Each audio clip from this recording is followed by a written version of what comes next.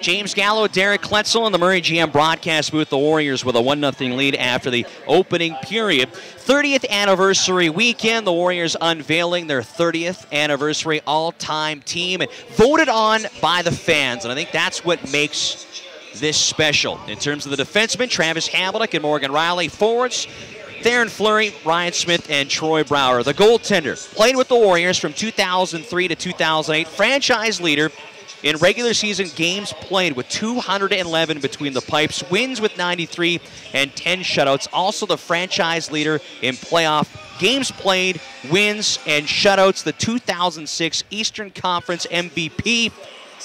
Led the Warriors to their only appearance in the Western Hockey League final.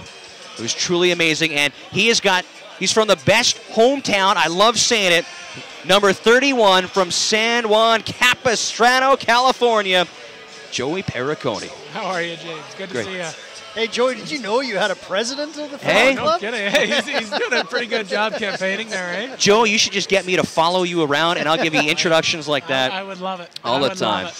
Joe, again, first off, does it feel like forever since you've been back here at a Warriors hockey game? Well, I think it's like a lot of things. Once you're back here, it comes back pretty quick.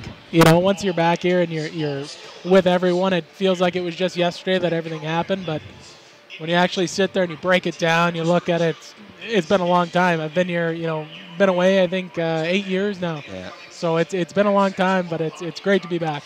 One thing that makes playing in Moose Jaw special is the connection that you players have with the fans. The fans voted you as the all-time goaltender, and Donovan Nunweiler, Thomas Heemskirk, Mike Brodeur, those are some great goaltenders. Joey, what does it mean to you to have the fans that say they got 6 starters, you're between the pipes? Well, I mean, if you just look at the guys I was named with, I think I'm the only one that's not going to be a Hall of Fame NHLer. But in saying that, I think I put in a good career here, and, it's certainly an honor to be mentioned among those guys and to be respected like that amongst the fans. For me, I would have personally chose a guy like Mike Brodeur.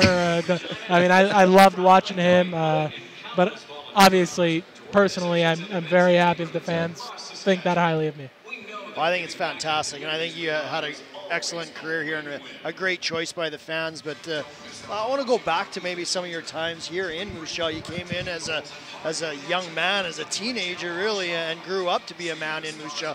Talk about some of the times or some of the things that really stood out to you here in your time in Moose Jaw. Well, it was just the overall experience is a growing experience. I think any kid coming in at 16, you're in a dressing room with a 20-year-old. That's a big gap in age. And when I was 16, the 20-year-olds, it was Jared Barassa, Kyle Brodziak, and Mike Brodeur. Yeah.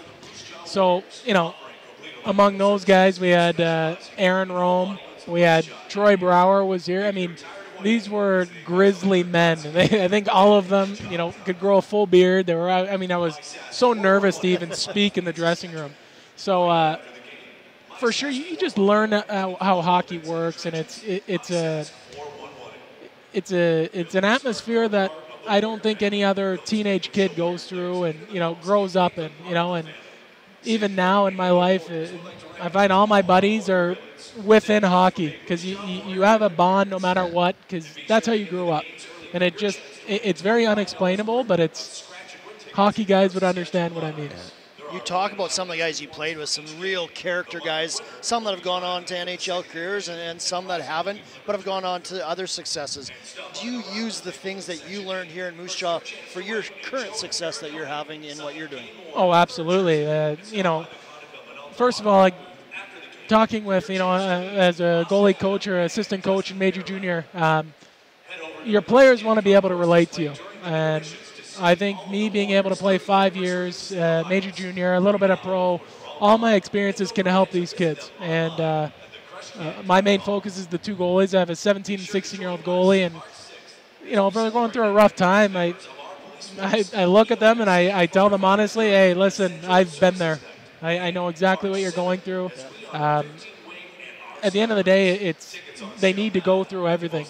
A lot of the stuff, people ask me what I'm doing to help these kids, and sometimes there's no answer to help them or improve them. They just have to experience what they're going through, and that's the biggest thing. Is I can at least share my experiences with them.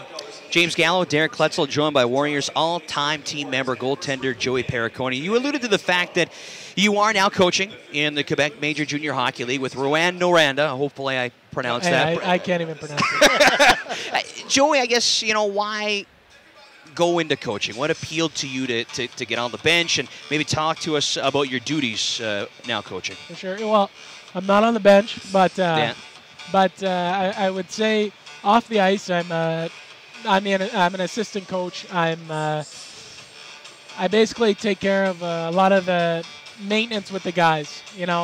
I'm the outlet for the players to the other assistant coach and the head coach. I think I'm a good, median for them to go through and to talk to.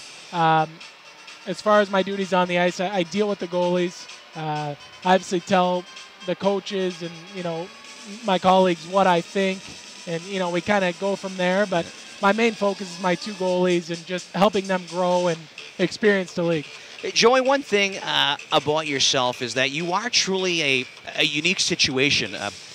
There was American-born players that played with the Warriors before your time, but not a lot from California and not at the position that you played in. Maybe talk about, first off, being that 16-year-old goaltender from California coming to Moose Jaw and playing with, as you mentioned, just grizzled vets that the Warriors had, and again how.